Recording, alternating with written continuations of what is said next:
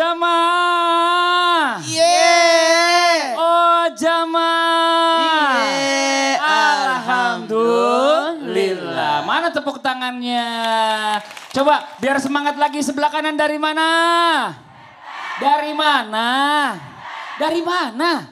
Mantap. Yang sebelah kiri dari mana? Dari mana Bapak Ibu? Mana tepuk tangannya buat semuanya yang di rumah juga semangat ya belajarnya. Masya Allah, Alhamdulillah. Kembali lagi di Islam itu Indah. Masih di tema kita hari ini yang luar biasa. Ketika anak sudah mulai jatuh cinta. Wah Masya Allah. Sebelum lanjut saya mau panggil Ustadz Maulana. Saya mau ngasih lihat video. Apa itu? Ada video bagus nih. Dia gak mau naik kelas. Apa? Karena cinta banget sama gurunya. Pinter dalam belajar, belum pinter dalam hidup. Karena kalau misalnya dia ketinggal kelas, dia malu nanti.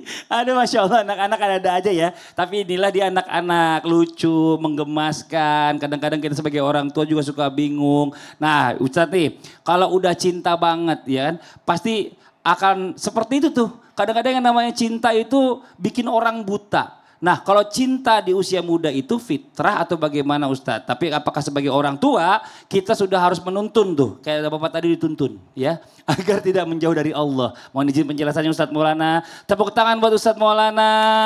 Jadi Habib dan Ustaz Sam. Tingkatan cinta ada 6. Banyak ya. Ada 6. Tingkatan pertama adalah cinta biasa. Cinta sama benda, hobinya, binatang, rumahnya, hartanya. Itu cinta biasa. Cinta tingkat kedua adalah cinta simpati. Karena kekaguman. Pemain sinetron, cinta sama Dewi Persik. Ada maknya di sini. Karena suka suaranya, lagunya, gayanya dan sebagainya. Itu. Ada cinta karena empati. Empatinya apa? Rasa kasihan kepada saudara-saudara kita yang di Gaza. Kita ada ke tingkat kepedulian. Ada cinta tingkat keempat. Cinta rindu kepada pasangan, kepada saudara, kepada orang tua. Ada namanya cinta kemesraan kepada Rasulullah Sallallahu Alaihi Wasallam. Dan yang tertinggi adalah cinta menghambakan diri kepada Allah. Maka kalau berbicara tentang cinta yang kita bahas sekarang ini adalah cinta karena rindu. Seorang anak jikalau sudah masuk pada masa untuk mencinta, lihat dulu usianya. Lihat dulu usia. Usia umat Nabi Muhammad itu 10 tahun usia jujur, 20 tahun usia amanah, 30 tahun usia cerdas, 40 tahun usia tablik, 50 tahun kemudian urusan, 60 tahun kemuliaan, 70 tahun penghapus dosa, 80 tahun tercatat sebagai penghuni sorga. Pada posisi yang pantas untuk menikah, ini adalah posisi 20 tahun. 20 tahun. 10 tahun pertama apa? Jujur. Yang kedua amanah. Sudah bisa mendapatkan amanah. Tapi ke 30 ini, 20 ke 30. Maka sudah bisa menikah karena bisa menyelesaikan persoalan. Karena menikah itu, maaf ya.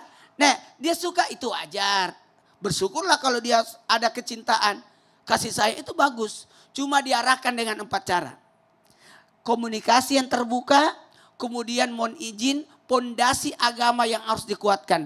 Jangan sampai justru nafsu yang muncul. Ada cinta karena pandangan mata, ada cinta karena hati, ada cinta karena perut, ada cinta karena dibawa perut. Hati-hati penyebabnya. Karena cinta itu harus karena Allah, sebab Allah untuk Allah. Maka yang pertama komunikasi yang dibuka, ya. Kemudian adalah pondasi agama. Pondasi agama itu apa? Ada syariat, ada akidah, ada ibadah dan ada akhlak di dalam. Masya Allah. Kemudian yang ketiga, yakni edukasi. Jelasin, nah tidak boleh gini, ada batasan. Pelajarannya tuh. Pelajaran, edukasi itu penting. Kemudian terakhir, yakni ada namanya, mohon maaf keteladanan dari orang tua yang memperlihatkan. Masya Allah, makasih banyak Ustadz Maulana, tepuk tangan buat Ustadz Maulana. Kita lanjut lagi jamaah. Bapak Ibu sering lihat anaknya di rumah tiba-tiba teleponan sama lawan jenisnya Bu? Pernah ya? Pernah pasti ya Bu ya, Masya Allah. Mungkin sosial media juga komentar-komentaran, ini Masya Allah luar biasa. Nah pada saat anak sudah mulai berhubungan lewat telepon atau apapun itu kepada lawan jenis sering curhat. Pertanyaannya, Apakah kita sudah harus menanamkan bahwa yang namanya cinta itu kalau tanpa komitmen bisa jadi ujian besar? Kita tanya sama Habib Usman. Mohon izin dijawab, Bib. Tepuk tangan buat Habib Usman. Fadhol, Bib. Ustaz Maulana, Ustaz Syam.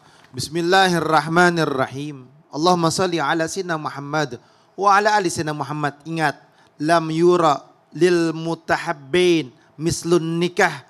Tidak ada penyatuan yang paling indah di dalam dua orang yang memiliki kasih sayang, keinginan adalah yang terbaik adalah pernikahan. Oleh karena itu Islam mengajarkan tidak ada yang namanya pacaran. Islam mengajarkan yang namanya adalah ta'aruf, saling mengenal, saling mengetahui, saling mengerti satu sama lainnya. Lewat siapa? Lewat daripada keluarganya, saudaranya, melihatnya dengan apa?